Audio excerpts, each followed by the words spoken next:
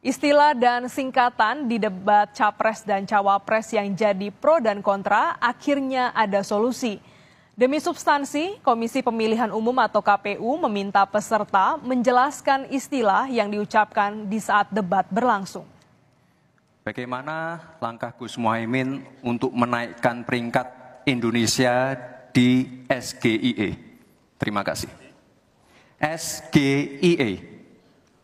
Terus terang SGIE saya nggak paham. SGIE itu apa? Misalnya sekarang yang sudah masuk peringkat 10 besar adalah makanan halal kita, skincare halal kita, fashion kita. Nah itu yang saya maksud Gus. Dan ya mohon maaf kalau pertanyaannya agak sulit ya Gus. Terima kasih. Ya, SGIE. Ini yang semestinya diutarakan Gibran Rakabuming Raka, calon wakil presiden nomor urut 2. Karena singkatan ini adalah singkatan bahasa Inggris State Global Islamic Economy, adalah tentang peran negara dalam urusan syariah. Namun, Gibran mengucapkan dengan lafal Indonesia SGIE. Dan senyum gembira Gibran mengucapkan SGIE dan carbon storage di debat perdana calon wakil presiden 22 Desember lalu akhirnya dibahas Komisi Pemilihan Umum atau KPU dengan peserta debat di rapat Kamis kemarin.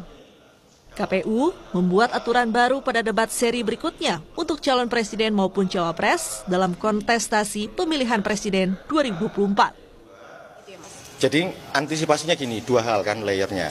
Yang pertama itu tentu mau tidak mau tugasnya LU dari paslon untuk briefing kepada capres ataupun cawapres pada saat pelaksanaan debat agar singkatan itu bisa dipanjangkan.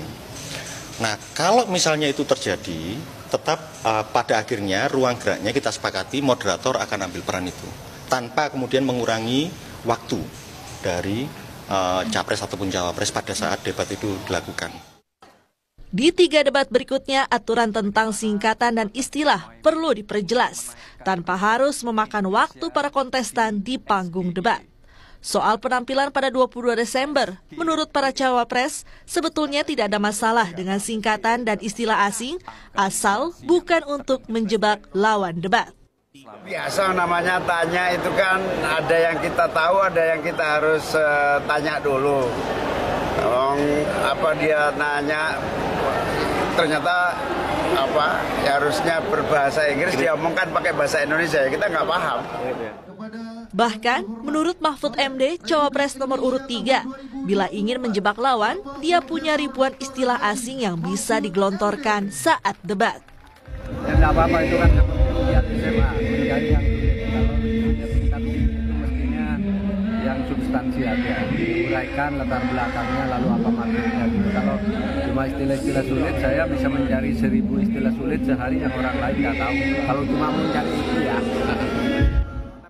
Meski lagi-lagi menurut Gibran tidak ada yang aneh dengan istilah yang diucapkannya karena sesuai tema debat, yakni ekonomi dan investasi. Berarti ini gaya original Mas Gibran menggunakan kata kalimat yang ekonomik dan teknikal, Mas.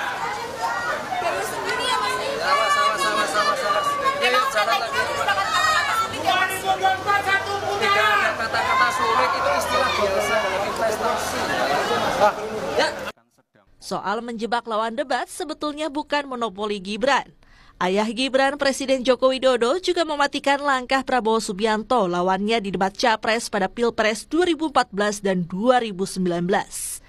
Pada 2014, Jokowi bilang TPID, yang kepanjangannya Tim Pengendali Inflasi Daerah, adalah istilah yang tak asing buat kepala daerah seperti Joko Widodo yang merupakan Gubernur DKI Jakarta dan Wali Kota Solo 2 periode.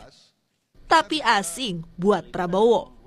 Dan pada 2019 istilah unicorn yang diucapkan Jokowi. Unicorn yang dimaksud adalah istilah di dunia digital.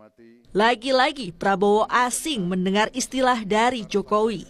Setelah melalui 3 pilpres, akhirnya KPU bisa merumuskan format debat yang lebih mengedepankan substansi ketimbang gimmick yang jadi pembicaraan publik, seperti penggunaan istilah dan singkatan asing. Tim Liputan, Kompas TV.